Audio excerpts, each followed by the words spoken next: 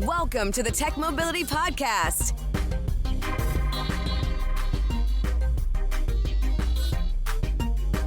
I'm Ken Chester.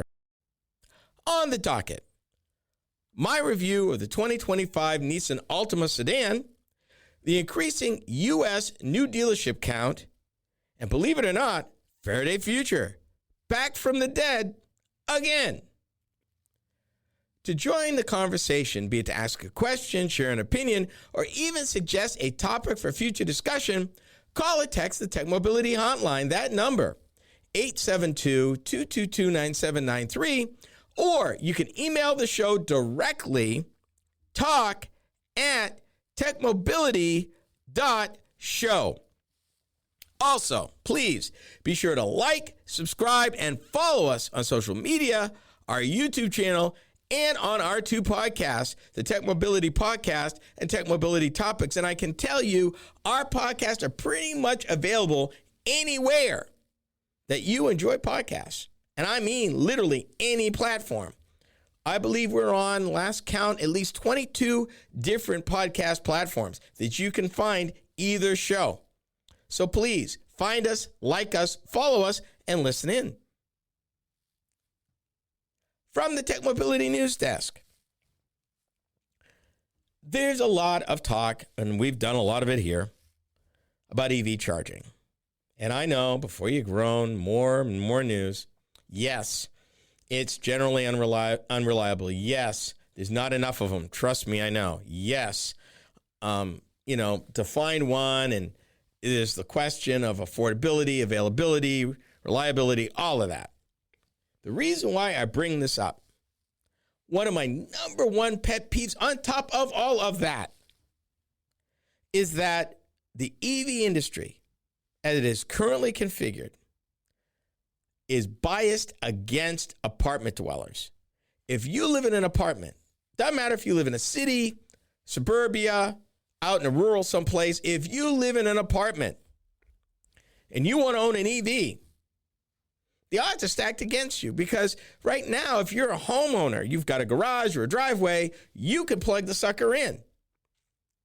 You can plug it into a level 2 charger at home overnight. Life is good. Life is wonderful. If you are an apartment dweller and you happen to live in an area where either the landlord is not enlightened or it's an older facility where there are no charging stations near you at all, or you live in a part of the city where public charging is sporadic and may not be available, then you're out of luck and you don't get the benefits. I will not debate the benefits here, but I'm going to tell you this without getting into a whole long, drawn-out conversation. EV benefits are way more than the ecological benefits. We're way past that. If that is where you're at, why you won't own an EV, you have no clue. And we'll talk about that another time. But I want to talk about the city of Boston. I went to college in Boston.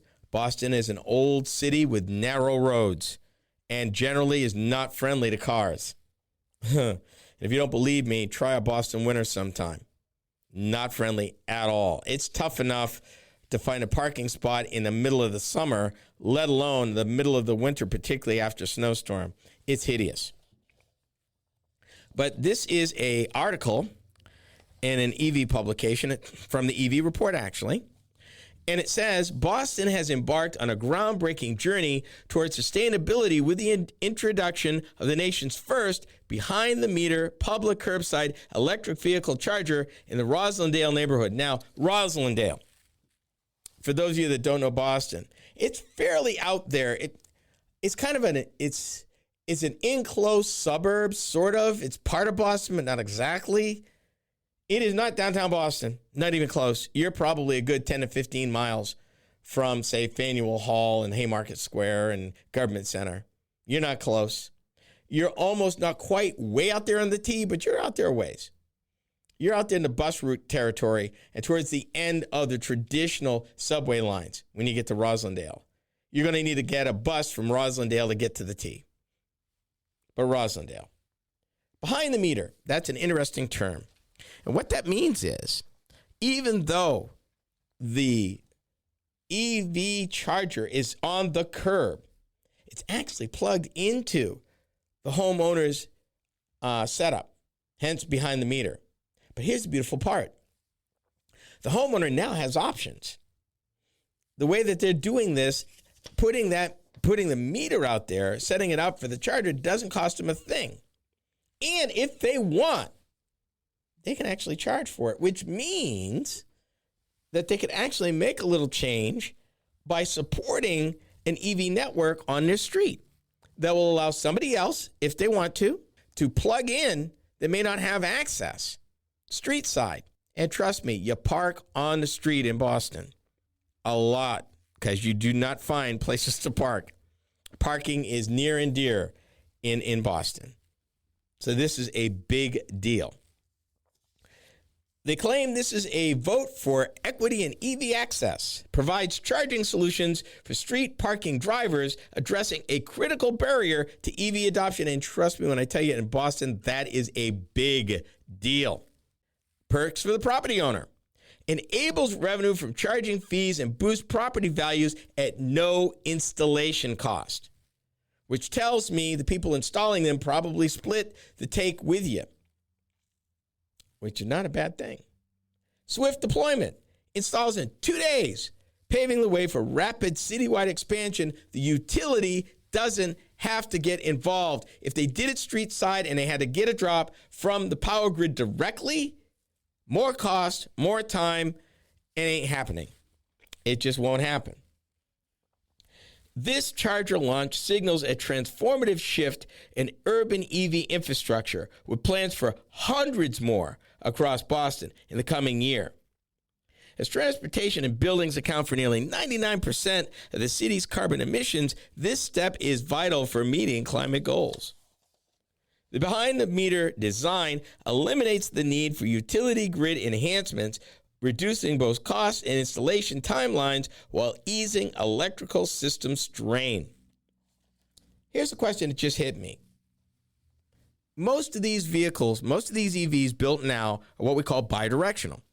That means that not only does it take a charge, it can provide power from the EV into a facility, be it a home, whatever. So here's a question that this article doesn't address. If I have a bidirectional EV charged in front of your home, power goes out. Do I have an agreement with you that you can buy power back from me? Because I'm parked in front of your house. Once my EV is fully charged, it is an energy storage unit. It has energy. It's charged, fully charged. You're in the middle of a blackout or because of a storm, an ice storm, whatever. Power is knocked out, but guess what? I'm connected to you because I'm behind the meter in your grid. Do I get to sell power back to you? So as the owner of an EV parked in front of your house getting charged, in the case of something like that, is that an opportunity for me to make a few dollars, or at least at the very least to mitigate the cost of charging? Something to think about. Something the article doesn't address that I just thought of, because it's really cool. But these are the opportunities that EVs offer that an internal combustion engine vehicle does not. The ability for it to help pay for itself under certain conditions and guidelines that the owner gets to set. I have to believe that if these setups are not currently set up this way, particularly since it's behind the meter and part of their system anyway, I sure as heck would be asking for the ability to say, okay, I'm buying from you for so much a kilowatt hour. Now, what happens? All right, I'm parked in front of your house. There's an ice storm. There's a snowstorm, whatever. Power may go out. Power goes out in your house, and it's going to be a while before the utility can restore power. How much a kilowatt hour will you buy the power from me in my vehicle? I'll just leave my vehicle there, and you can pay me. Or at least reduce the cost of charging it. Since I charge from your grid, but you're buying it back, so there's going to be a cost differential. These are the advantages. Ability to make money and to monetize things that up till now wasn't even an option. This is the future we're going in. This is what Boston has the potential to do, not just for the property owner, but I got to imagine at some point for the person who owns the vehicle, may have conditional opportunities. Nissan still builds a mid-sized family car called the Altima. My impressions and review are next. You are listening to the Tech Mobility Show. Are you tired of juggling multiple apps and platforms for meetings, webinars, and staying connected? Look no further than AONmeetings.com, the all-in-one browser-based platform that does it all. With AON Meetings, you can effortlessly communicate with clients, host virtual meetings and webinars, and stay in touch with family and friends, all in one place and for one price. Here's the best part. You can enjoy a 30-day free trial. It's time to simplify your life and boost your productivity. AONmeetings.com, where innovation meets connection. Get started today and revolutionize the way you communicate. Social media is the main place to be these days, and we are no exception. I'm Ken Chester, the Tech Mobility Show. If you enjoy my program, then you will also enjoy my weekly Facebook videos. From my latest vehicle reviews to timely commentary of a variety of mobility and technology-related topics, these short features are designed to inform and delight you. Be sure to watch, like, and follow us on Facebook. You can find us by typing the Tech Mobility Show in the search bar. Be sure to subscribe to our Facebook page. Social media is the place to be these days, and we're no exception. I'm Ken Chester of the Tech Mobility Show.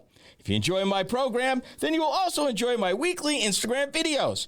From the latest vehicle reviews to timely commentary on a variety of mobility and technology-related topics, these short features are designed to inform and delight you. Be sure to watch, like, and follow us on Instagram. You can find us by typing the Tech Mobility Show in the search bar. For those of you that listen to podcasts, we have just the one for you. Hi, I'm Ken Chester. Tech Mobility Topics is a podcast where I upload topic-specific videos each week. Shorter than the full show, these bite-sized programs are just the thing, particularly if you're interested in a particular topic covered on the weekly radio show. From Apple Podcast to iHeartRadio and many podcast platforms in between, we got you covered. Just enter Tech Mobility Topics in the search bar wherever you listen to podcasts.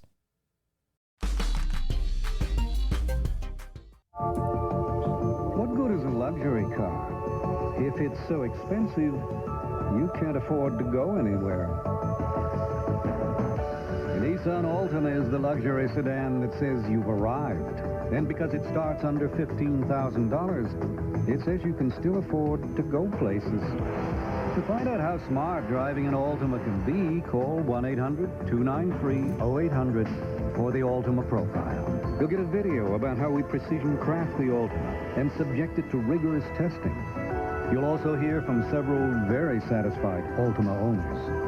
Call 1-800-293-0800. Your free Altima profile also includes interactive discs that explain leasing versus buying and allow you to build the Altima that's right for you.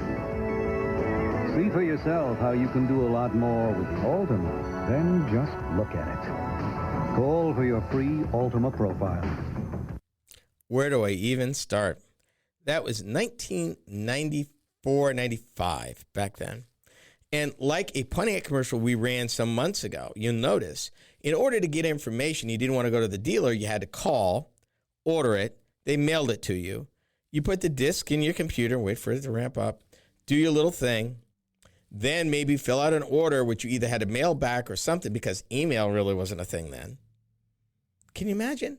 And we do all that now, literally real time in seconds on our cell phones.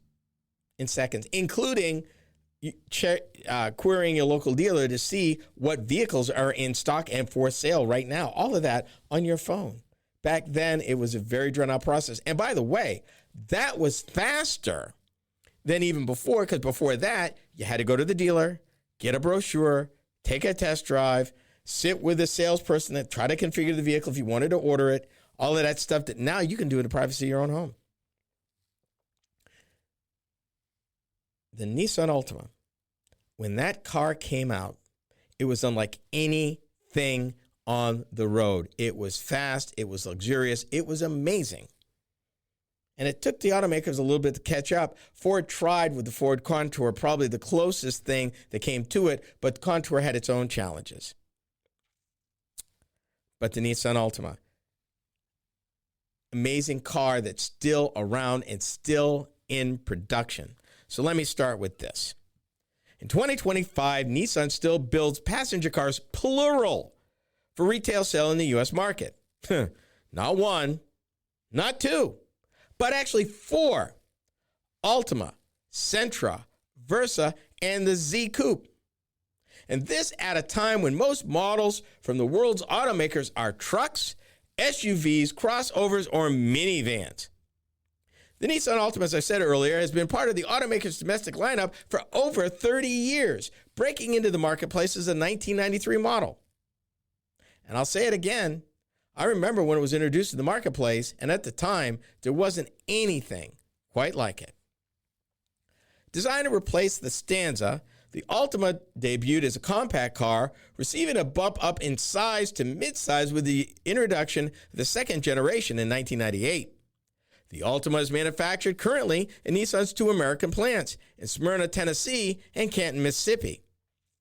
Quickly becoming one of the automaker's best sellers, sales of the Altima, if you can believe this, exceeded 300,000 units a year from 2012 to 2016. 300,000 units. That's a lot of cars.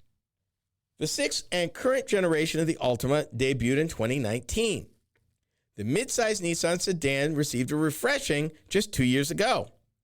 Available in 4 trim levels, purposes for this review, my review and impressions are about the Altima SR model. And for reference, this is not the bottom and it's not the top, it's the next to the top model.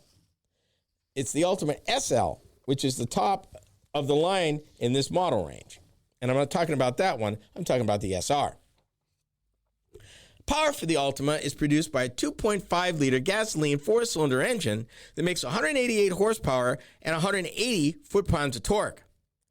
Energy is communicated to the drive wheels via an Xtronic continuously variable automatic transmission with paddle shifters. All-wheel drive is an available option for this model. Not all 4 models, but this model is one of them where you can get all-wheel drive. And for the record, this model that I test drove was all-wheel drive. EPA fuel economy numbers are 27 city, 37 highway for front drive, 25 city, 34 highway for all-wheel drive. Cargo capacity is an impressive 15.4 cubic feet. Here's what I liked about the vehicle. Now, first of all, I have to commend Nissan for offering motorists modern, viable choices that cost tens of thousands of dollars less to purchase than the current average new vehicle transaction price of almost $50,000. The Nissan Altima sedan is a solidly built, capable, and thoroughly modern car. Underway, the sedan is a smooth and strong performer that's easy to drive. And it's one of the few vehicles on the road, and I remember the Ford Contour for the mid-1990s is the other one, that boasts what I call industrial strength headlights and high beams. Talk about lighting up the night. In other words, if you can't see behind the wheel of this car at night with the headlights on, it's because you must be blind. I am talking bright, people, like sunshine, middle of the day kind of bright. Inside the passenger cabin, the infotainment system has a small screen, but was easy to use. Seating was comfortable throughout the cabin. And for those of you that need to know, both front seats fully recline. Just put it out there so you know. There's plenty of leg room in the rear seat for rear seat occupants. There are dual USB ports front and rear. Front and rear occupants also enjoy a center armrest. The front has a deep storage bin, while the rear seat armrest has dual cup holders molded in. All 4 doors boast bottle-sized cup holders, and that's important because they're not small. They will support a good-sized bottle. The cargo area is impressively large, and the 60-40 split fold-down rear seat adds versatility and capacity. And as you would expect, and it's you're going to hear it from me, the Altima does have a spare tire, and it's accessible from within the cargo area underneath the floor. So here's what I didn't like about the vehicle. And it's a list, I'm sorry. No adaptive cruise control, no compass indicator, no fog lights, no heated seats or heated steering wheel. The remote engine start I found to be fussy, and that's a trend I saw with Nissans in general. no drive modes, smallish buttons in the steering wheel, which were larger, and limited outward rear view. Interior lights are not LCD, which I find a shocker, and they're not bright like that. And this, I can't believe this. The gas door and trunk release levers are straight out of the 1980s. My 1986 Nissan Sentra had them in the place this Altima's got them. Right below the driver's seat, right to the left, 2 levers. Pull up on them, they release. You gotta be kidding me. And the rear seat levers are trunk mounted and just as old. Geez. So here's the bottom line real quick. This is not the top of the line Altima model, but I was expecting a lot more for the price. The lack of a hybrid, no 2025 Camry, rolls as a hybrid exclusively. Although many automakers have discontinued the passenger sedan models in recent years, the ones that remain continue to invest and improve in the species. Sadly, I found while the Altima is solid and capable, it shows its age and lack of big investment from the automaker in small and major ways. Let me give you this. The manufacturer's suggested retail price for the 2025 Altima SR starts from $28,830. All-wheel drive starts from $30,330. The destination charges add $1,140. The number of new car dealerships in the United States is on the rise. We discuss next. This is the Tech Mobility Show.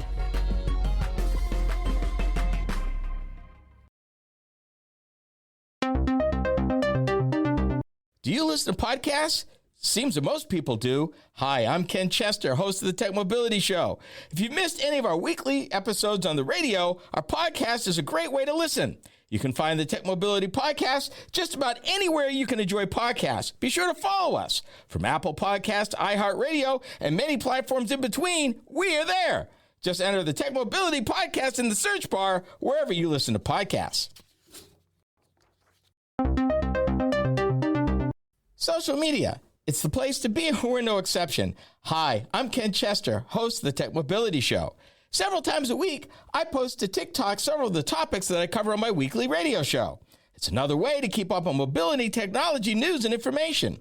I've built quite a library of short videos for your viewing pleasure, so be sure to watch, like, and subscribe. That's the Tech Mobility Show on TikTok. Check it out.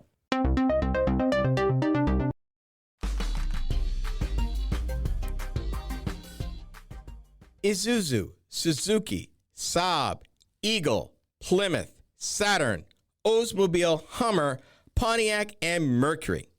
These are just a few of the automotive showrooms that have disappeared from the American landscape in the last 20 to 30 years.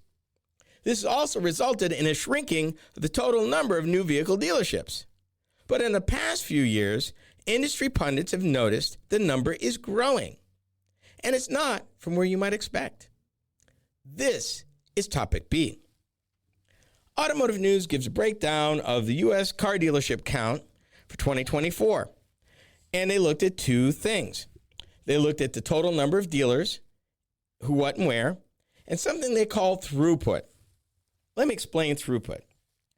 Even though some some automotive makes have shrunk the number of independently owned dealerships in the United States, the remaining dealers ended up selling more vehicles.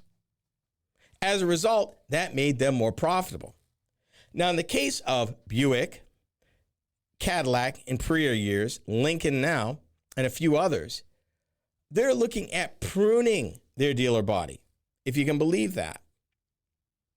Reason being is they want the remaining dealers, 1, to make the commitment, 2, in a lot of these cases, to build what they call standalone stores. Used to be, through the growth of the auto industry for many years, you had makes that were linked together.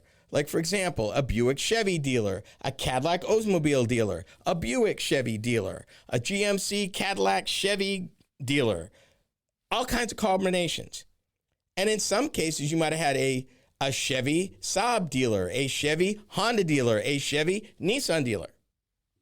Same dealer, co-located different dealerships. And their franchise agreements back then allowed it. Because if you were a new make trying to come into the United States, it cost a lot of money, and you really wanted to link up with somebody who already had experience in running a franchise dealership, as opposed to taking a chance on somebody who's never done it, because you wanted your brand to be successful. In today's world, we're kind of over that.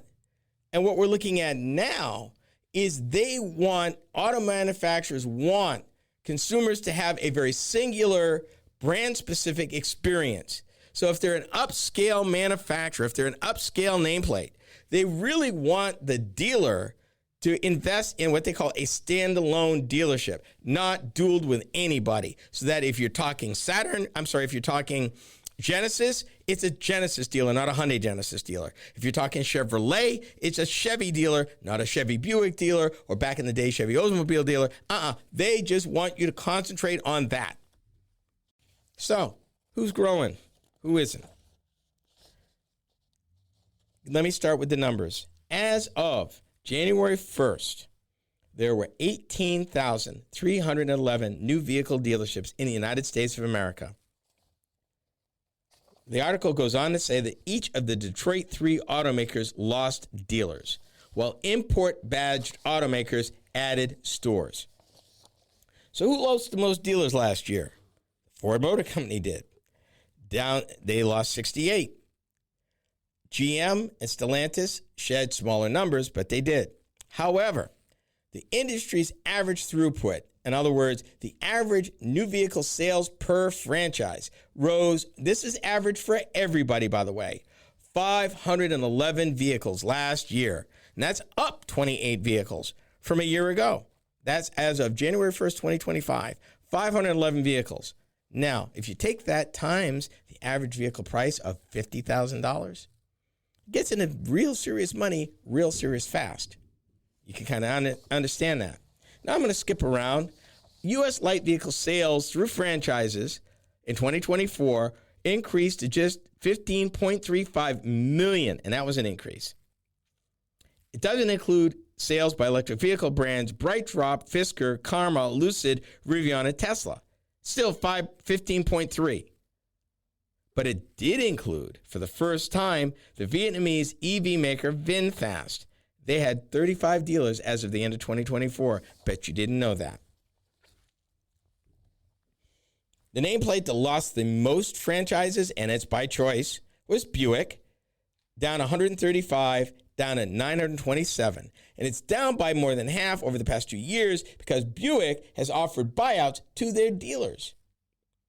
As of the beginning of 2023, it had 1,958 U.S. franchises. Now they're down to 927. However, and this is the reason why, with fewer franchises and a year-over-year 9.8% uptick in new vehicle sales, Buick's throughput jumped by 2/3. The average Buick dealer who was left sold 2/3 more vehicles than they did the year before. Talk about profitability. And really, that's another reason why they did it. You know who else gained at GM? You ready for this? Chevrolet. Chevy gained 153 exclusive stores. That meant if they were dueled with Buick and they took the buyout from Buick, it's now a standalone Chevy dealer. That made Chevy stronger and made Buick stronger. GMC did the same thing. They're up 77. So, again, they're looking at the experience. They're looking at the experience. Here's something I wanted to jump to because it blew my mind. Remember I said earlier that the average throughput for dealers was about 511? You know how many vehicles the average Toyota dealer sells? 1,607. And that was up 3.1%. 3 times as many Toyotas get sold on average. A Toyota dealer sells 3 times as many vehicles as the average franchise new vehicle dealer does in the United States of America. 1,607. You know who else sells more than the average? Believe it or not, that would be the Ford Motor Company. And I want to get that number. I saw it, and I believe the number was 682 is the number for them, that they sell more than average. It's not enough to shrink the dealer body. That's something that a number of dealers are doing. A number of manufacturers are doing. Again, like I said earlier, it's because of the experience. They want the experience. They also realize that in this environment, it makes the remaining dealers stronger. The manufacturer does not get weak with fewer points. They make the fewer points work harder and be more profitable, which also lets dealers make the investments the automakers want them to make in the experience. New buildings, fancy materials, different presentation, which makes it more attractive for the customer and more engaging for the customer. Brings the customer in, helps sell more vehicles. If I don't have to compete with 5 Buick dealers in my community, maybe 2, I'm going to make more money. If I'm going to make more money with you, I'm willing to make the investment. That's the thing. Hyundai, Genesis, same difference. Jaguar, same difference. Porsche, they're growing, same difference. And they're spending a lot of money per point because they want that experience. They don't want to be co-located with anybody. They want you to come and have a Porsche experience, design and everything. That's where we're going with this. So the dealer numbers are going up slightly, but it's more about exclusive dealerships and more vehicles sold per remaining dealership. That's the takeaway from all of this. That there's going to be fewer, they're going to sell more, but they're going to make more of an investment for you. That's the plan. Faraday Future is an EV maker that refuses to die. Our update is next. We are the Tech Mobility Show.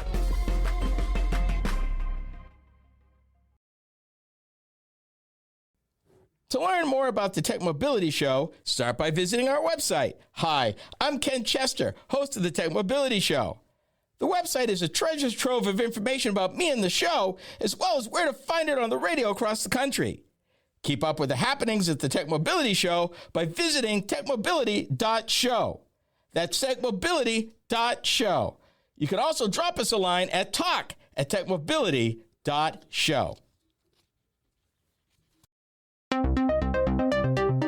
Did you know that Tech Mobility has a YouTube channel? Hi, I'm Ken Chester, host of the Tech Mobility Show. Each week, I upload a few short videos of some of the hot topics that I cover during my weekly radio program. I've designed these videos to be informative and entertaining. It's another way to keep up on current mobility and technology news and information. Be sure to watch, like, and subscribe to my channel. That's the Tech Mobility Show on YouTube. Check it out. Are you tired of juggling multiple apps and platforms for meetings, webinars, and staying connected? Look no further than aonmeetings.com, the all-in-one browser-based platform that does it all. With AON Meetings, you can effortlessly communicate with clients, host virtual meetings and webinars, and stay in touch with family and friends, all in one place and for one price. Here's the best part. You can enjoy a 30-day free trial. It's time to simplify your life and boost your productivity. aonmeetings.com, where innovation meets connection. Get started today and revolutionize the way you communicate. Social media is the place to be these days, and we're no exception. I'm Ken Chester of the Tech Mobility Show. If you enjoy my program, then you will also enjoy my weekly Instagram videos. From the latest vehicle reviews to timely commentary on a variety of mobility and technology-related topics, these short features are designed to inform and delight you. Be sure to watch, like, and follow us on Instagram. You can find us by typing the Tech Mobility Show in the search bar.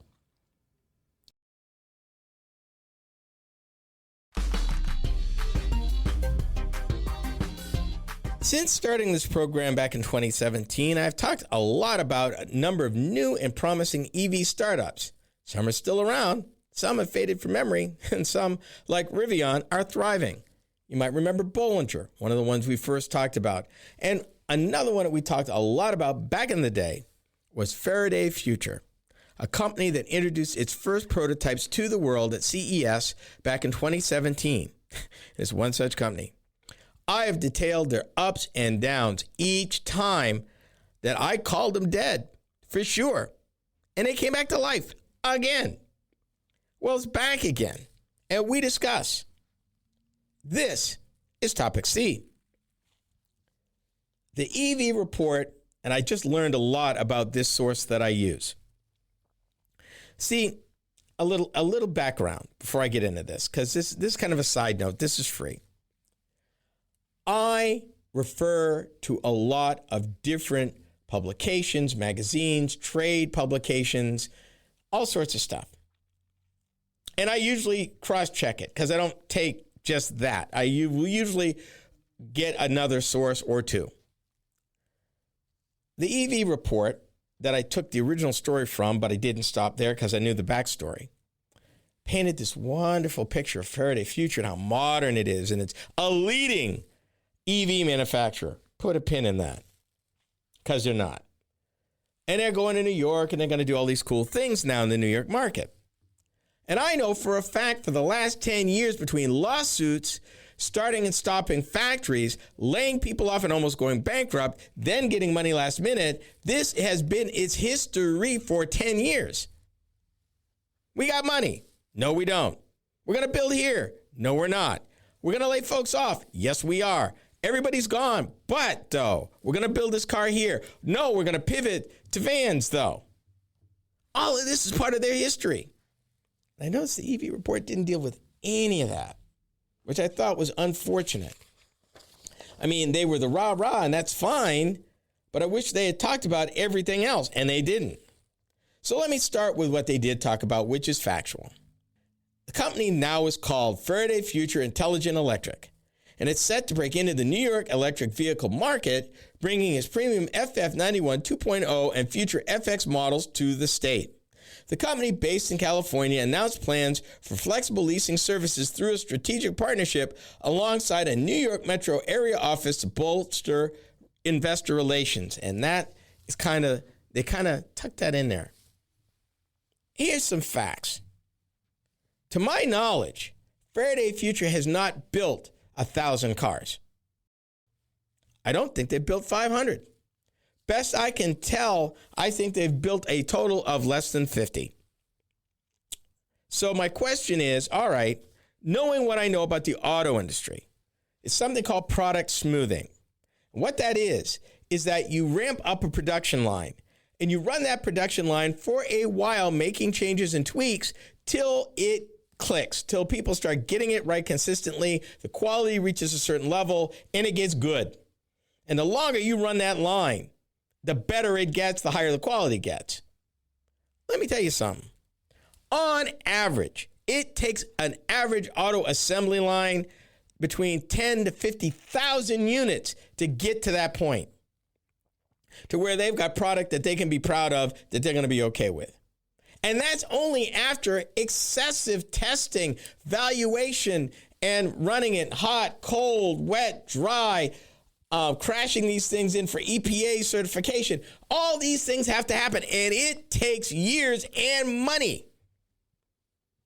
Nowhere in the history that I read did I see that Faraday Future did this. Now, they had to, because honestly, they cannot sell cars in the United States, new cars, unless they've done some of that, because the government requires all new vehicles to meet what they call Federal Motor Vehicle Safety Standards.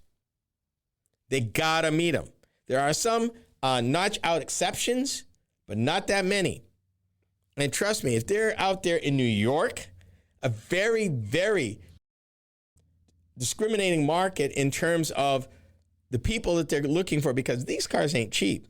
If they're sticking to their original pricing, it's a six-figure car. And I can tell you, I've driven a Lucid Air, which is a six-figure car. And the Lucid Air, they took their time. And they built their plant. And they did their testing for 6 years before job one.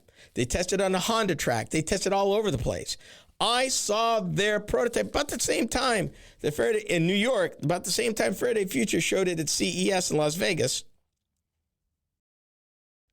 And even then, it was still another few years before it went into production. And it was actually 6 years from the time I saw it in New York as a prototype to the time I actually drove one 2 years ago. And they've built way more cars than Faraday Future has. So I am taking all of this with a grain of salt. I'm just surprised they're even still around. Oh, they got a fancy looking website and the car looks really trick. It's really sharp looking.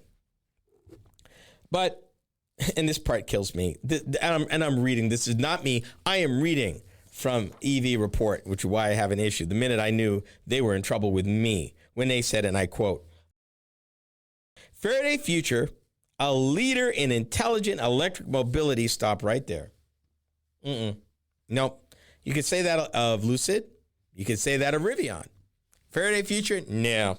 Nuh-uh. Build 50,000 cars, come back and talk to me.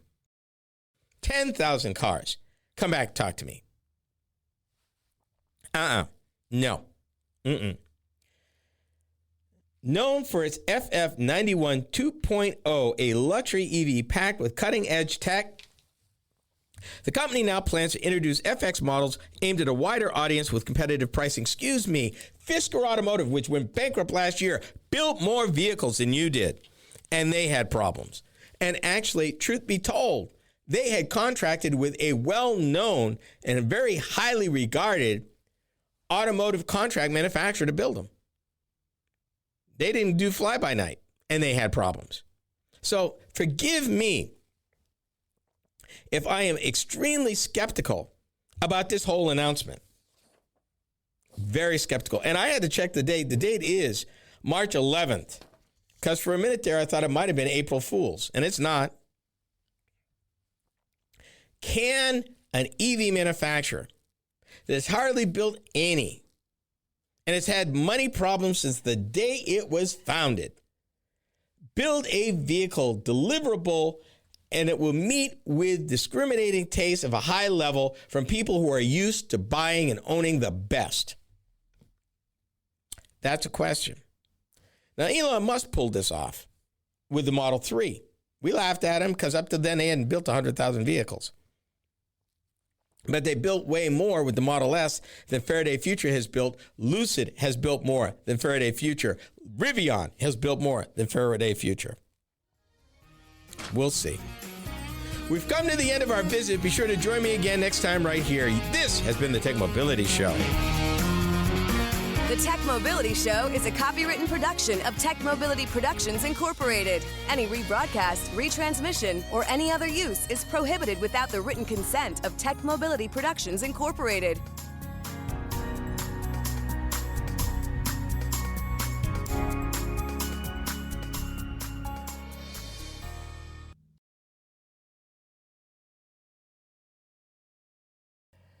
For those of you that listen to podcasts, we have just the one for you. Hi, I'm Ken Chester.